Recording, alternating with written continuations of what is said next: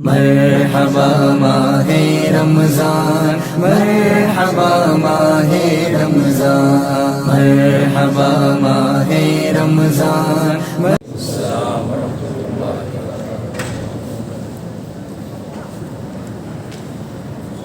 ورحمۃ اللہ۔ الحمد للہ السمیع البصیر، والصلاة والسلام على رسوله الكريم الشفيع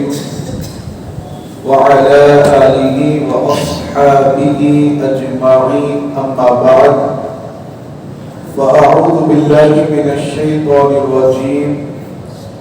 بسم الله الرحمن الرحيم، يا أيها الذين آمنوا كتب عليكم الصيام كما كتب على الذين من قبلكم لعلكم تتقون، صدق الله العظيم، وبلغنا رسوله النبي الأمين المكين الكريم، فهي الصلاة والسلام عليك يا رسول الله، الصلاة والسلام عليك يا رسول الله، الصلاة والسلام عليك يا حبيب الله، الصلاة والسلام عليك يا حبيب الله، وعلى آلك وأصحابك يا شفيعنا يوم الجزاء۔ محترم سامعین کرام، رمضان المبارک کا مقدس اور بابرکت مہینہ شروع ہو چکا ہے۔ اس مہینے میں جو ایک مخصوص عبادت روزے کی شکل میں ادا کی جاتی ہے، اس کے حوالے سے اللہ تبارک و تعالی نے قرآن مجید میں ارشاد فرمایا، یا ایھا الذین آمنوا کتب علیکم الصیام کما کتب علی الذین من قبلکم لعلکم تتقون، کہ اے ایمان والو، تم پر روزے فرض کیے گئے جیسے تم سے اگلی امتوں پر فرض کیے گئے تھے۔ اور روزہ رکھنے کا فائدہ کیا ہے؟ بندہ جب روزہ رکھتا ہے تو اس کو کیا فائدہ حاصل ہوتا ہے؟ اللہ رب العزت نے اسے بھی قرآن مجید میں بیان فرمایا کہ روزہ رکھنے سے کیا فائدہ حاصل ہوگا؟ لعلکم تتقون، کہ کہیں تم تقوی اور پرہیزگاری والے بن جاؤ، کہ روزے کی وجہ سے بندے کو تقوی کی نعمت حاصل ہوتی ہے، روزے کی وجہ سے بندے کو پرہیزگاری کی نعمت حاصل ہوتی ہے۔ ہم اور آپ دیکھتے ہیں کہ جب ہمارا روزہ نہیں ہوتا تو ہم بہت سارے گناہوں میں مبتلا رہتے ہیں، لیکن جب روزہ ہوتا ہے تو روزے کی برکت سے بہت سے گناہوں سے ہم دور رہا کرتے ہیں۔ تو روزہ ایک ایسی نعمت ہے کہ جس کے ذریعہ بندہ متقی اور پرہیزگار ہوتا ہے۔ تو آئیے روزے ہی کے حوالے سے اور دیگر ضروری مسائل کے حوالے سے سوالات و جوابات کا سلسلہ شروع کرتے ہیں۔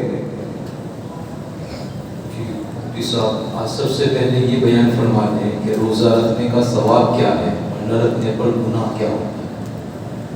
روزہ رکھنے کے ثواب کے حوالے سے اللہ کے رسول علیہ السلام کی ایک حدیث میں آپ کے سامنے پیش کرتا ہوں۔ بغور سماعت کریں، جتنے بھی مسلمان بھائی روزے دار ہیں سب کے لیے اس میں بشارت اور خوشخبری سنائی گئی ہے۔ اللہ کے رسول علیہ السلام نے فرمایا، من صام رمضان ایمانا و احتسابا، کہ جس نے رمضان کے مہینے کا روزہ رکھا، اور روزہ رکھنے کا مقصد کیا ہے؟ روزہ رکھنے کی وجہ کیا ہے؟ اللہ تبارک و تعالیٰ پر ایمان رکھتے ہوئے اور ثواب حاصل کرنے کے لیے، یعنی محض اللہ کو راضی کرنے کے لیے جس نے رمضان کا روزہ رکھا، اس شخص کو ثواب کیا ملتا ہے؟ حضور علیہ السلام فرماتے ہیں فَغُفِرَ لَهُ مَا تَقَدَّمَ مِنْ ذَنبِهِ کہ روزہ رکھنے کی برکت سے جو اگلے گناہ صغائر ہے، جو اگلے چھوٹے گناہ ہے، اللہ تبارک و تعالیٰ ان تمام چھوٹے گناہوں کو معاف فرما دیا کرتا ہے۔ یہ بڑی فضیلت اور یہ بڑا ثواب روزے دار کے لیے ہے، اور اس کے برعکس اگر کوئی روزہ نہیں رکھتا اور رمضان کے روزے کو قضا کرتا ہے تو اس کے حوالے سے ایک حدیث پاک میں آپ کے سامنے پیش کروں۔ رمضان کے روزے کی اہمیت کتنی زیادہ ہے، اس حدیث کے ذریعے آپ سمجھے، ملاحظہ فرمائیں۔ اللہ کے رسول علیہ السلام نے ارشاد فرمایا کہ جس نے بغیر کسی مجبوری اور بغیر کسی رخصت کے رمضان کا ایک روزہ چھوڑ دیا، اب اس ایک روزے کے بدلے میں حضور علیہ السلام فرماتے ہیں کہ اگر وہ زندگی بھر روزہ رکھتا رہے تب بھی اس ایک روزے کا بدلہ تمام روزوں سے نہیں ہو سکتا ہے۔ یہ ہے رمضان کے روزے کی اہمیت۔ اللہ کے رسول علیہ السلام کے دونوں ارشاد سے پتہ چل گیا کہ روزہ رکھنے کا فائدہ کیا ہے اور نہ رکھنے کا نقصان کیا ہے۔ لہذا جو حضرات روزے کی پابندی کرنے کے ہمیشہ ہر حالت میں روزہ رکھیں، جو روزہ نہیں رکھنے کے وہ اس حدیث سے عبرت حاصل کرنے کی کوشش کریں۔ مولوی صاحب، اب ایک سوال یہ ہے کہ اگر سحری کی آنکھ نہ کھلی تو اس دن کے روزے کا کیا ہوتا ہے؟ سحری کے وقت اگر آنکھ نہ کھلی، کبھی کبھار اس طرح کا معاملہ پیش آتا ہے کہ صبح جو سحری کھانے کا وقت ہے اس میں گھر کے تمام لوگوں کی آنکھ نہیں کھلتی،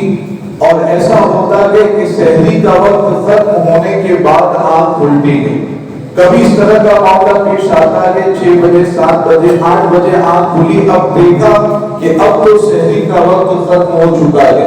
تو ایسی حالت میں اب کیا کرنا ہے؟ یہاں پر یہ چیز ذہن میں رکھیں، ہمارے یہاں عام طور پر یہ سمجھا جاتا ہے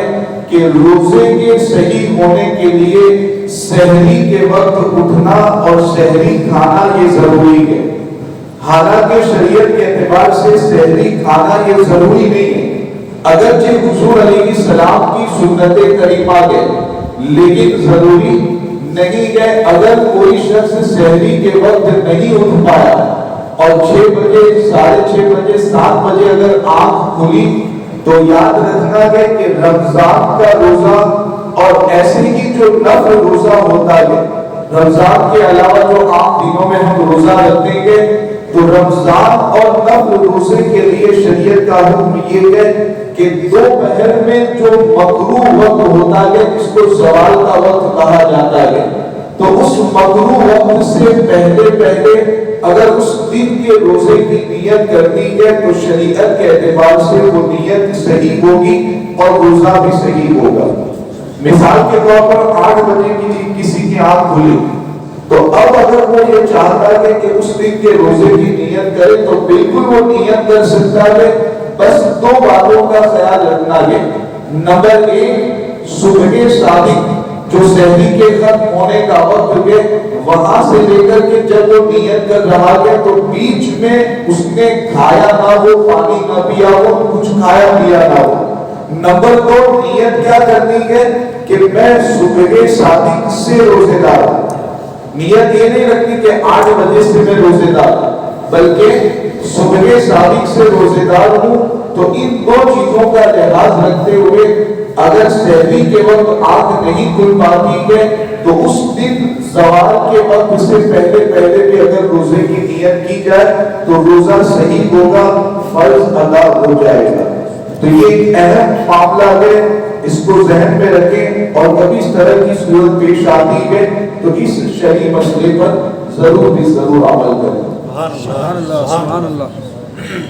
کیا زبان سے روزے کی نیت کرنا ضروری ہے؟ نیت زبان سے کرنا ضروری نہیں ہے، یہ بھی ہمارے یہاں پر بہت زیادہ اس کا اہتمام کیا جاتا ہے۔ والد صاحب ہوتے ہیں تو اپنے بچوں کو، گھر کی عورتوں کو تاکید سے کہتے ہیں کہ جلدی سے روزے کی نیت کرو ورنہ سحری کا وقت ختم ہو جائے گا، جلدی سے نیت کرو۔ تو یاد رکھنا ہے کہ زبان سے نیت کرنا ضروری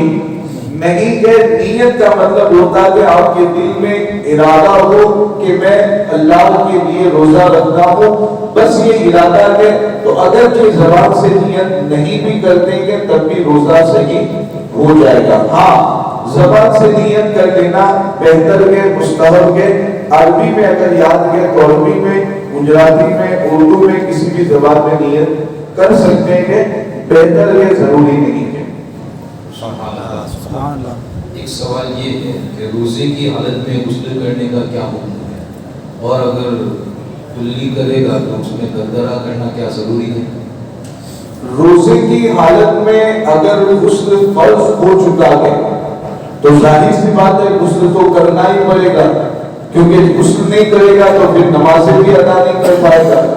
یا یہ ہے کہ فرض نہیں ہوا تب بھی اگر کوئی غسل کرنا چاہتا ہے، جیسے عام طور پر روزانہ غسل کی عادت ہوتی ہے، تو ایک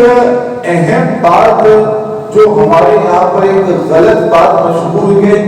کہ غسل کرنے میں جب کلی کرتے ہیں تو کلی کرنے میں غرغرہ کرنا یہ ضروری ہے۔ غرغرہ کا مطلب حلق کے اندر پانی پہنچا کر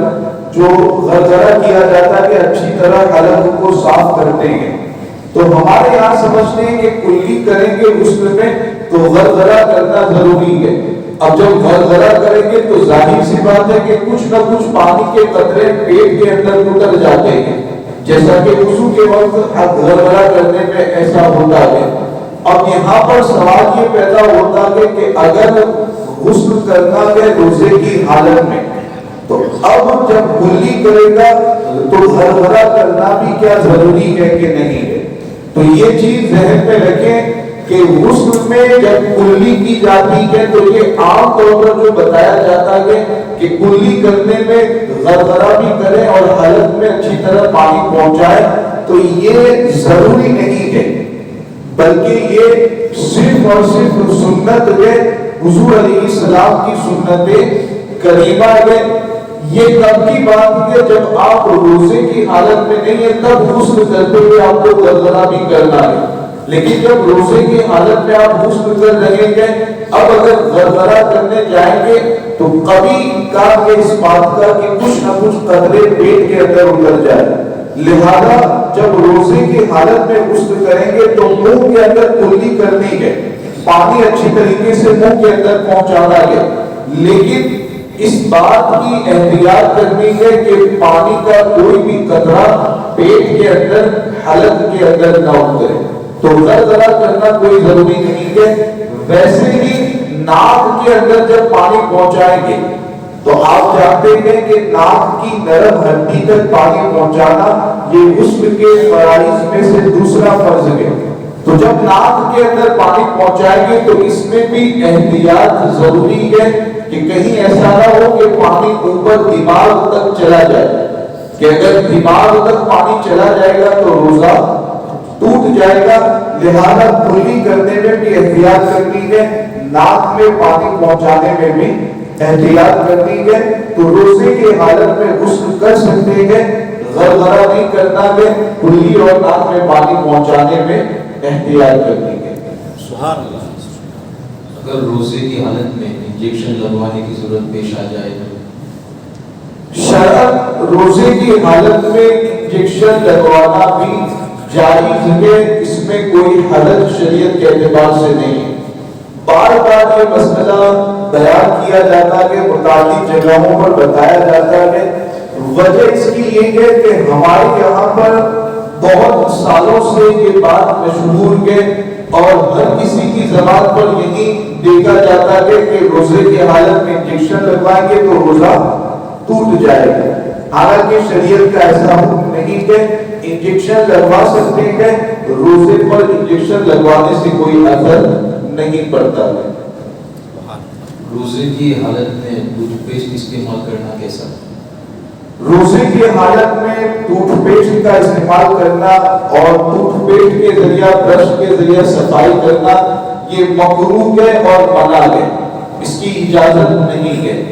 اگر منہ کی صفائی کرنا چاہتا ہے تو بہترین طریقہ اس کا یہ ہے کہ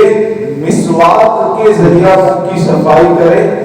کہ یہ حضور علیہ السلام کی سنت کریمہ بھی ہے اور اس کے ذریعہ منہ کی صفائی بھی ہوتی ہے، بہت سارے دوسرے فائدے بھی حاصل ہوتے ہیں۔ لہذا ٹوتھ پیسٹ کا استعمال نہ کیا جائے بلکہ مسواک کے ذریعہ اگر منہ کی صفائی کرنی ہے تو کر سکتے ہیں۔ ایک سوال یہ ہے کہ روزے کی حالت میں اچانک ڈکار آ جاتی ہے تو کچھ پانی بھی منہ میں نکل کر آ جاتا ہے، پھر وہی پانی اندر چلا جاتا ہے، تو روزے پہ کیا اثر پڑے؟ یہ صورت آپ سوال کی سمجھ رہے ہیں؟ کبھی کبھار ایسا ہوتا ہے کہ اچانک ڈکار آتی ہے، کچھ پانی جیسا لیکوڈ منہ میں نکلتا ہے، پھر وہ اپنے آپ اندر بھی چلا جاتا ہے اور منہ کا مزاج تھوڑا سا بدل جاتا ہے کہ خراب ہو جاتا ہے، یہ صورت پیش آتی ہے۔ تو بہت سے لوگ اس کے حوالے سے بھی سوال کرتے ہیں کہ یہ جو پانی جیسا لیکوڈ جو نکلا ہے منہ کے اندر آ کر کے پھر اندر اتر گیا ہے تو کیا اس سے روزے پر کوئی اثر پڑے گا؟ تو اس سے روزے پر کوئی اثر نہیں پڑتا ہے، اس کی وجہ سے روزہ نہیں ٹوٹے گا، روزہ بالکل برقرار رہے گا، باقی رہے گا۔ سر دیکھا گیا ہے کہ ٹائم پاس کے لیے رمضان کے مہینے میں کچھ لوگ کیرم بورڈ کھیلتے ہیں یا پھر موبائل کا استعمال کرتے ہیں، تو یہ کیسا ہے؟ ٹائم پاس کے لیے رمضان کے دن میں یا رمضان کی رات میں ہمارے یہاں پر بہت ساری جگہوں پر یہ ہوتا ہے کہ رات بھر کیرم کھیل کر کے گزارتے ہیں اور دن بھر بستر پر سوتے ہوئے گزار دیتے ہیں، اور اس طرح کا پورا رمضان کا مہینہ ایسے ہی ان کا گزرتا ہے۔ یا آج کل تو موبائل میں گیمز کا ایک دور چلا ہوا ہے، تو موبائل میں گیم کھیل کر کے لوگ اپنا ٹائم پاس کرتے ہوئے نظر آتے ہیں۔ اس طرح کے عادتیں جن لوگوں کی ہوتی ہے کہ رمضان میں روزہ بھی رکھتے ہیں اور ساتھ میں لغو اور بیکار کام بھی کرتے ہیں جس میں کوئی فائدہ نہیں ہوتا، ایسے لوگوں کے حوالے سے اللہ کے رسول علیہ السلام نے ارشاد فرمایا کہ یہ حضور علیہ السلام فرماتے ہیں کہ یہ یاد رکھیں کہ روزہ ایسا نہیں کہ صرف کھانے پینے سے بچنے کا نام روزہ ہے، صرف کھانے پینے سے بچنے کا نام روزہ ہے۔ روزہ حقیقت میں یہ ہے کہ تم لغو اور بیکار کاموں سے اپنے آپ کو دور رکھو۔ حقیقت میں روزہ یہ ہے، اللہ کے رسول علیہ السلام کے اس ارشاد کو ذہن میں رکھیں کہ آخر حضور ہمیں کیا سمجھانا چاہتے ہیں۔ ہم پیاس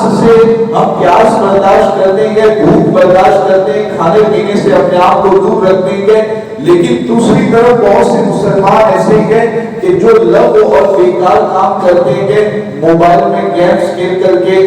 یا تو پھر دیگر غیر ضروری کاموں میں اپنا وقت گزار کر کے، تو یہ بالکل غلط ہے اور اس طریقے سے ہرگز نہیں کرنا چاہیے۔ روزہ جب رکھنا ہے تو روزے کا مطلب یہ ہوگا کہ اللہ تعالیٰ نے جتنی چیزوں سے ہمیں منع کیا ہے، جتنی چیزوں سے روکا ہے، ان تمام چیزوں سے اپنے آپ کو دور کریں۔ لہذا یہ جو موبائل میں گیمز کھیلنے کی عادت ہے یا کیرم بورڈ کھیل کر ٹائم پاس کرنے کی عادت ہے یا دوستوں میں بیٹھ کر کے گپ شپ لگا کر کے ٹائم پاس کرنے کی جو عادت ہے، خدا اس عادت کو سدھارے اور اپنا وقت قرآن کی تلاوت میں، علم دین حاصل کرنے میں اور ضروری مسائل سیکھنے میں گزارے تاکہ دنیا اور آخرت میں آپ کامیاب ہو سکیں۔ ایک سوال یہ ہے کہ روزے کی حالت میں خون چڑھانا یا پھر کسی کو خون دینا کیسا ہے؟ یہ بھی کبھی کبھار صورت پیش آتی ہے۔ ابھی 2 دنوں پہلے کی بات ہے، نفلی روزہ کسی صاحب نے رکھا تھا اور اسی حالت میں خون دینے کی ضرورت پیش آئی۔ تو 2 صورتیں ہوتی ہیں، ایک تو خود میں روزے دار ہوں، اب مجھے خون چڑھانے کی ضرورت ہے، خون لینے کی ضرورت ہے، اور دوسری صورت یہ ہوتی ہے کہ روزے دار ہے اور دوسرے کو خون دینے کی ضرورت ہے۔ تو یہاں پر یہ دونوں چیزوں کے جو احکام کے میں واضح کر دیتا ہوں کہ کہ روزے کی حالت میں شریعت کے اعتبار سے خون چڑھانا جائز ہے، اور جو سوئی کے ذریعہ خون چڑھایا جاتا ہے تو اس سے روزہ بھی نہیں ٹوٹتا ہے، اس سے روزہ بھی باقی رہے گا، روزہ بھی نہیں ٹوٹتا ہے۔ ایسے ہی اگر کسی دوسرے کو خون دینا ہے، روزے کے حالت میں کسی دوسرے کو خون چڑھانا ہے، دوسرے کو خون دینا ہے، تو یہاں شریعت کے اعتبار سے حکم یہ ہوتا ہے کہ اگر آپ کی کنڈیشن ایسی ہے کہ خون دینے کے بعد بھی آپ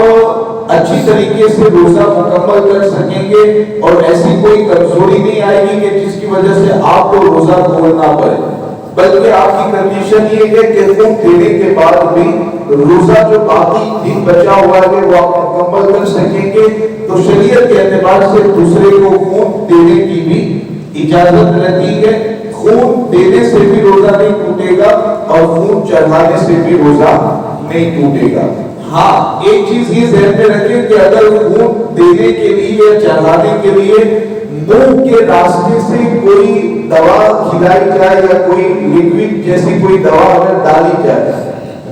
یا کچھ اس طرح کا معاملہ ہے کہ خون دینے سے پہلے پانی پلایا جائے، کوئی چیز کھلائی جائے، اگر ایسے کیا جاتا ہے تو وہ پانی کی وجہ سے، کھانے کی وجہ سے یا دوائی منہ کے راستے سے جانے کی وجہ سے روزہ ٹوٹ جائے،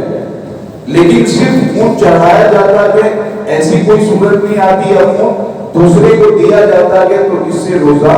نہیں ٹوٹتا ہے، ضرورت کے موقع پر یہ کام کیا جا سکتا ہے۔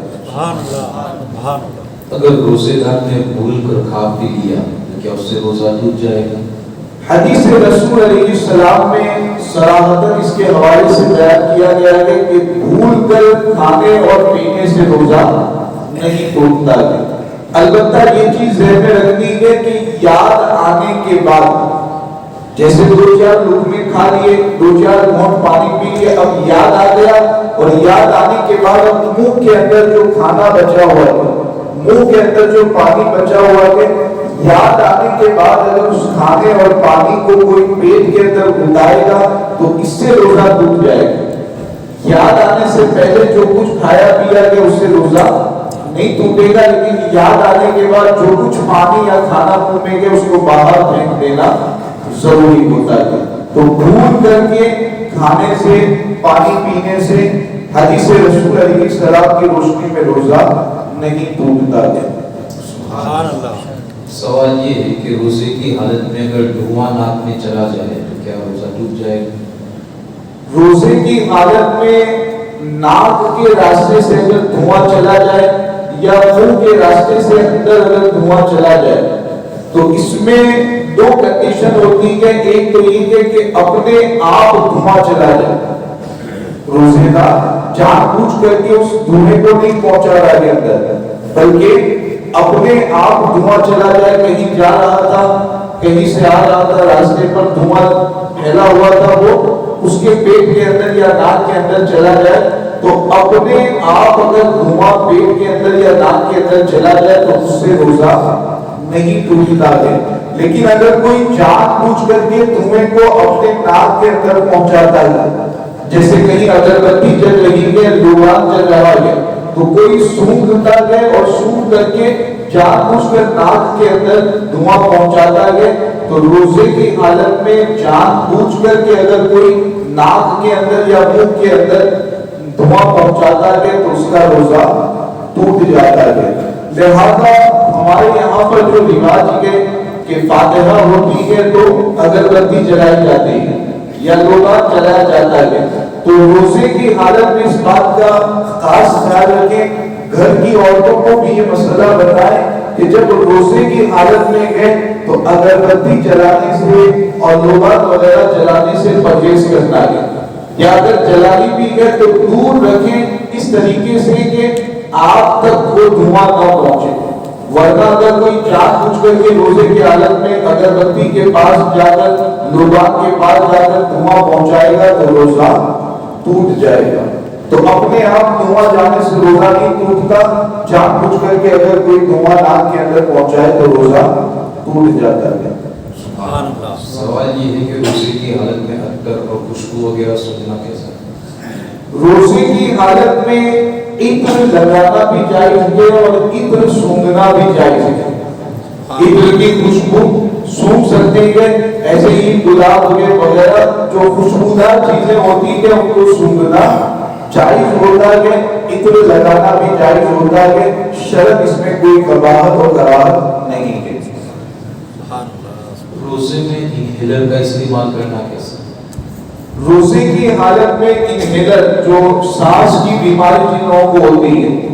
تو وہ خاص ایک آلہ آتا ہے, اس کے ذریعہ وہ جب وہ اس کا استعمال کرتے ہیں تو ان کو آرام ہو جاتا ہے. تو انہیلر کا استعمال کرنا جائز نہیں ہے. یعنی اگر کوئی روزے کی حالت میں انہیلر کا استعمال کرے گا تو اس کا روزہ ٹوٹ جائے گا. ہاں, اب اگر کوئی بیمار سانس کی بیماری میں مبتلا ہے اور اس نے روزہ تو رکھ لیا لیکن روزہ رکھنے کے بعد ایسی کنڈیشن پیدا ہو گئی کہ وہ انہیلر کا استعمال نہیں کرتا ہے تو اس کو بہت زیادہ تکلیف ہوتی ہے. ایسی کنڈیشن پیدا ہو گئی, بہت زیادہ تکلیف ہو رہی ہے, بہت زیادہ پریشانی میں وہ مبتلا ہو گیا, انہیلر کا استعمال کرے گا تبھی اس کو آرام ہوگا. اگر کوئی ایسا بیمار ہے اور روزے کی حالت میں ایسی کنڈیشن پیدا ہو گئی, انجیکشن وغیرہ سے بھی کام نہیں چل سکتا ہے, تو ایسے بیمار کے لیے ضرورت اور مجبوری کی وجہ سے انہیلر استعمال کرنے کی اجازت ہوگی. یعنی انہیلر استعمال کر کے روزہ توڑ دے اور اس ایک روزے کی بعد میں قضا کر دے. تو اگر وہ بیمار ایسا ہے کہ ضرورت پیش آ جاتی ہے تو انہیلر استعمال کر لے گا, روزہ ٹوٹ جائے گا, بعد میں اس ایک روزے کی وہ قضا کر لے گا. لیکن یہ بالکل کریٹیکل کنڈیشن ہے اور ایسی حالت ہے کہ انہیلر کا استعمال کرنا ہی پڑے گا. ایسی کنڈیشن ہے تب اجازت رہے گی, ورنہ اجازت نہیں ہے. اگر روزے کی حالت میں کان میں پانی چلا گیا تو کیا روزہ ٹوٹ جائے گا؟ روزے کی حالت میں کان میں پانی اپنے آپ چلا جائے یا جان بوجھ کر کے کوئی ڈالے, کان کے اندر پانی اپنے آپ چلا جائے یا جان بوجھ کر کے ڈالے تو اس سے روزہ نہیں ٹوٹتا ہے. عام طور پر غسل کرنے بیٹھتے ہیں تو اس طرح کا خیال ذہن میں آتا ہے کہ پانی ڈالتے ہوئے کچھ نہ کچھ پانی کان کے اندر چلا جاتا ہے. تو کچھ مسلمان بھائیوں میں پھر یہ سوال پیدا ہوتا ہے ان کے ذہنوں میں کہ کان میں پانی چلا گیا تو کیا اس سے روزہ ٹوٹے گا یا نہیں؟ تو کان میں پانی جانے سے روزہ نہیں ٹوٹتا. ہاں, کان کے اندر کوئی اور چیز داخل کریں, جیسے مثال کے طور پر ڈراپس, دوائی کے جو ڈراپس ہوتے ہیں وہ کان کے اندر کوئی ڈالتا ہے یا تیل کان کے اندر کوئی ڈالتا ہے تو اس صورت میں روزہ ٹوٹ جائے گا. پانی کے ڈالنے سے یا پانی کے جانے سے روزہ نہیں ٹوٹتا ہے. اگر اسی طریقے سے آنکھ میں روزے کی حالت میں دوائی ڈالنے کی ضرورت پیش آئے تو کیا ہوگا؟ یہ بھی بہت سارے لوگ اس کے حوالے سے بھی سوال کرتے ہیں کہ آپریشن کروایا ہے یا کوئی بیماری ہے جس کی وجہ سے آنکھ میں ڈراپس ڈالنے رہتے ہیں. اب روزے کی حالت میں بھی ڈراپس ڈالنے کی ضرورت پیش آئے گی تو کیا روزے کی حالت میں آنکھ میں ڈراپس ڈال سکتے ہیں, اس سے روزے پر کوئی اثر پڑے گا یا نہیں؟ تو ہمارے یہاں پر جو ہندوستان کے علماء کے تقریباً تمام علماء کا یہی کہنا ہے کہ آنکھ میں ڈراپس ڈالنے سے روزہ نہیں ٹوٹتا ہے, روزہ باقی رہتا ہے. ہاں,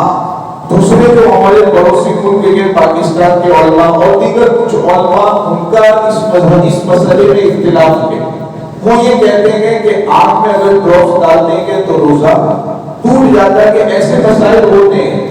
چونکہ قرآن و حدیث میں کئی صراحتاً اس کا ذکر نہیں, اس طرح کے معاملات میں اپنے عقل کے اعتبار سے اللہ نے جو علم دیا ہے علماء غور و فکر کرتے ہیں اور شریعت کا حکم بیان کرتے ہیں. تو ہم چونکہ یہاں رہتے ہیں, ہندوستان کے علماء نے جو فرمایا ہے اسی کے مطابق ہمیں عمل کرنا ہے. تو آنکھ میں ڈراپس ڈالنے سے روزہ نہیں ٹوٹتا, جبکہ کان میں ڈراپس ڈالنے سے روزہ ٹوٹ جاتا ہے. سرما لگانے کے حوالے سے تو صراحتاً حدیث پاک میں ذکر آیا ہے کہ سرما لگانے کی اجازت ہے اور اس سے روزے پر کوئی اثر نہیں پڑتا ہے. ناک میں میں ڈراپ ڈال لیں؟ नाक में ड्रॉप्स डालने से रोजा टूट जाएगा। सवाल ये है कि सहरी के लिए उठा तब गुस्ल फर्ज था और अब गुस्ल का वक्त नहीं है तो क्या करें? ये भी एक गलत ख्याल बताने कैसे हमारे यहाँ पर मशहूर हो चुका है कि सहरी के वक्त और रोजा की जब नियत कर रहा है, रोजा जब रख रहा है, तो अगर कोई नापाकी की हालत में है यानी उस पर गुस्ल करना जरूरी है, तो ऐसे नापाकी की हालत में रोजा रखना या रोजे की नियत करना या सहरी खाना ये सही नहीं है।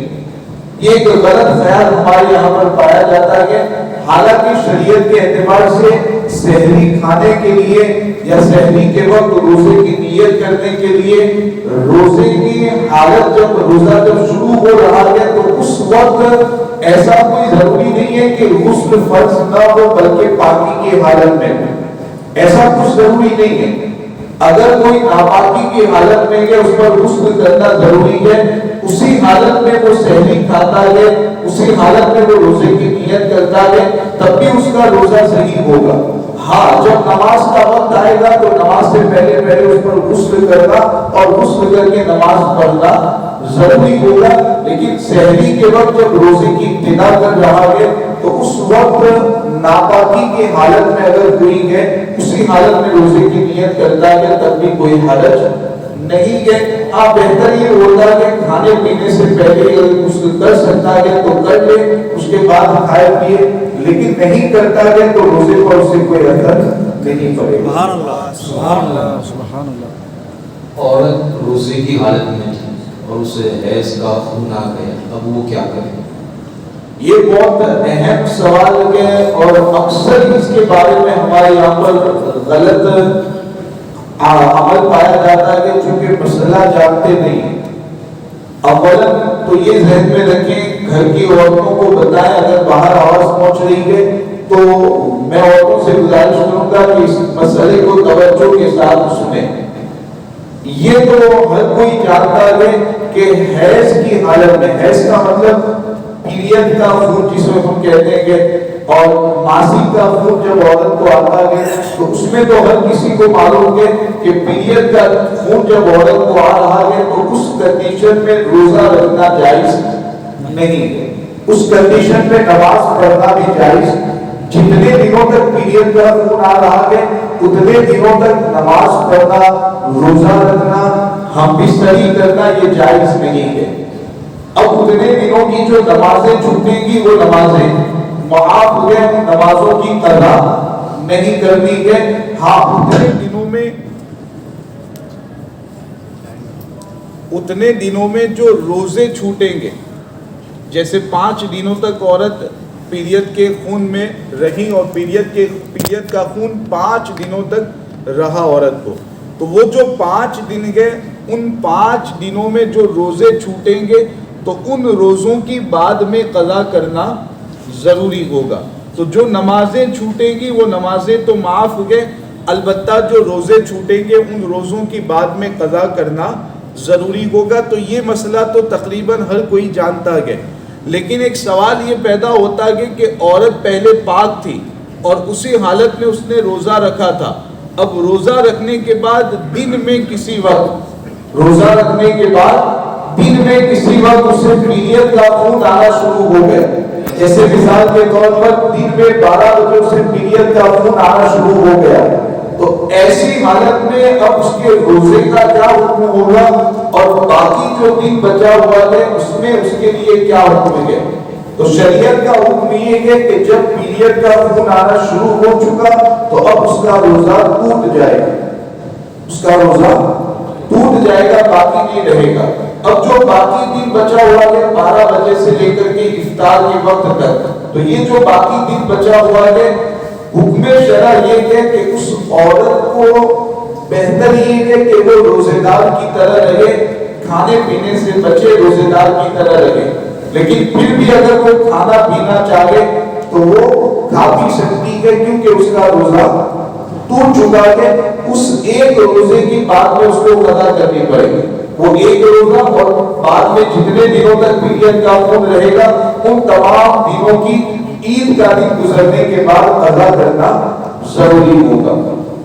اسی میں ایک کنڈیشن اور ایک حالت یہ بھی پیش آتی ہے کہ عورت پہلے سے پیریڈ کے خون میں مبتلا تھی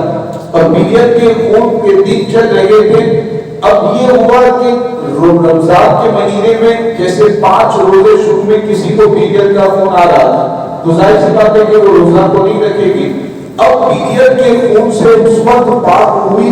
کہ جب روزے کا دن تھا اسی وقت وہ پیریڈ کے خون سے پاک ہوئی۔ جیسے چھٹے روزے پر دن میں 1 بجے وہ پیریڈ کے خون سے پاک ہوئی، دن میں 1 بجے اسے پیریڈ کا خون آنا بند ہوا۔ یہ دوسری کنڈیشن میں بتا رہا ہوں کہ پہلے پیریڈ کی حالت میں تھی پھر دن میں پیریڈ کے خون سے پاک ہوئی۔ پہلی صورت تو یہ تھی کہ پاک ہی تھی، روزہ رکھا تھا اور دن میں اسے پیریڈ کا خون آ گیا، تو اب جو باقی دن بچا ہوا ہے روزے دار کی طرح رہنا اس کے لیے صرف بہتر ہے، ضروری نہیں ہے۔ لیکن یہاں اگر پیریڈ کی حالت میں تھی اور رمضان کے مہینے کے دن میں روزے کا جو دن ہوتا ہے اسی میں اگر اس کو پیریڈ کا خون آنا بند ہو گیا تو ایسی حالت میں وہ جو دن ہے اس ایک دن کی تو بعد میں قضا کرے گی۔ وہ ایک دن کا جو روزہ ہوگا 5 دن شروع کے اور چھٹا دن جو چھٹا روزہ ہے اس کی بھی بعد میں قضا کرنی ہے۔ لیکن ساتھ میں یہاں پر ایک اہم مسئلہ یہ ہے کہ اب جو باقی دن بچا ہوا ہے 1 بجے وہ پاک ہوئی تو 1 بجے سے لے کر کے افطار کا جو وقت یہ باقی دن بچا ہوا ہے اس باقی دن میں اس عورت کو روزے دار کی طرح رہنا واجب ہے، یعنی اب کھانے پینے کی اسے اجازت نہیں رہے گی، روزے دار کی طرح رہنا اس کے لیے واجب ہے، جبکہ پہلے سے پیریڈ کی حالت میں تھی اور دن ہی میں وہ پیریڈ کے خون سے پاک ہوئی تو اس صورت میں باقی جو افطار تک وقت بچا ہوا ہے روزے دار کی طرح رہنا اس کے لیے واجب ہوگا۔ تو دونوں کنڈیشن ہے، باقی کے دن چل رہے تھے روزہ رکھا تھا پھر پیریڈ کا خون آ گیا وہ روزہ ٹوٹ جائے گا اور افطار تک جو وقت بچا ہوا ہے اس میں روزے دار کی طرح رہنا بہتر ہے۔ اگر پیریڈ کے خون چل رہے تھے ناپاکی کے دن چل رہے تھے اور دن میں اگر پیریڈ کا خون بند ہو گیا وہ پاک ہو گئی تو باقی جو دن بچا ہوا ہے اس میں روزے دار کی طرح رہنا اس کے لیے واجب ہے۔ تو یہ اہم مسئلہ ہے، خود ذہن میں اچھی طرح محفوظ رکھیں، گھر کی ماں بہنوں تک اس مسئلے کو پہنچائیں تاکہ اس کی روشنی میں وہ شریعت کے حکموں پر عمل کر سکیں۔ اس کا آخری سوال، پریگننٹ عورت کے لیے روزے کے بارے میں کیا ہے؟ پریگننٹ عورت اگر کہ 2 3 5 مہینے کا اس کے پیٹ میں حمل ہے، پیٹ میں پریگننسی ہو 2 4 مہینے کی ہے تو ایسی عورت کے حوالے سے اب شریعت یہ کہتی ہے کہ اس عورت کو خود فیصلہ کرنا ہے اور ماہر ڈاکٹر کیا کہتے ہیں کہ اس کے اعتبار سے فیصلہ کرنا ہے۔ اگر ماہر ڈاکٹر یہ کہتے ہیں کہ پریگننسی ہے، اب اگر تم روزہ رکھو گے تو یا تو تمہیں تکلیف ہوگی یا پھر پیٹ میں جو بچہ ہے اس کی جان کو بھی خطرہ ہو سکتا ہے، کیونکہ روزہ رکھنے کے پانی کم ہو جاتا ہے تو اس کی وجہ سے ماہر ڈاکٹر اس کو منع کرتے ہیں کہ تم ایسا نہیں کر سکو گی، اگر روزہ رکھو گی تو یہ تکلیف ہوگی۔ تو اب شریعت یہ حکم دیتی ہے، شریعت یہ اجازت دیتی ہے کہ وہ جو پریگننٹ عورت ہے ابھی روزہ چھوڑ دے، جتنے روزے چھوٹتے ہیں پریگننسی ختم ہونے کے بعد اتنے روزوں کی قضا کر لے۔ اور اگر وہ پریگننٹ عورت ہے لیکن کنڈیشن یہ ہے، ڈاکٹر بھی یہ کہتے ہیں کہ تم روزہ رکھو گی تب بھی کوئی پریشانی نہیں ہوگی، جیسے 1 مہینے کا ابھی 1 مہینے کی پریگننسی ہے، 1.5 مہینے کی پریگننسی ابھی ابتدائی ایام ہے تو اس میں روزہ رکھنے سے اگر اس کو پریشانی نہیں ہوگی نہ بچے کو پریشانی ہوگی، ڈاکٹر سے مشورہ کر لیا ہے، ڈاکٹر بھی یہی کہتے ہیں کہ تو اب وہ پریگننٹ عورت روزہ رکھے گی۔ تو جیسی کنڈیشن کے ویسا شریعت کا حکم رہے گا۔ سبحان اللہ سبحان اللہ۔ بسم اللہ الرحمن الرحیم، والصلاة والسلام علیک یا قاسم رزق اللہ، والصلاة والسلام علیک یا نبی اللہ وعلی آلک وصحابک یا نور اللہ۔ یا اللہ الرحمن الرحیم، بیان کردہ شریعت کے مسائل کو اچھی طرح سمجھنے، ذہنوں میں محفوظ رکھنے، ان پر عمل کرنے، انہیں عام کرنے کی توفیق عطا فرما، ایمان و عقیدے کی سلامتی عطا فرما، بے حساب مغفرت و بخشش فرما، وصلی اللہ تعالی علی خیر خلقہ محمد وعلی آلہ واصحابہ اجمعین برحمتک یا ارحم الراحمین۔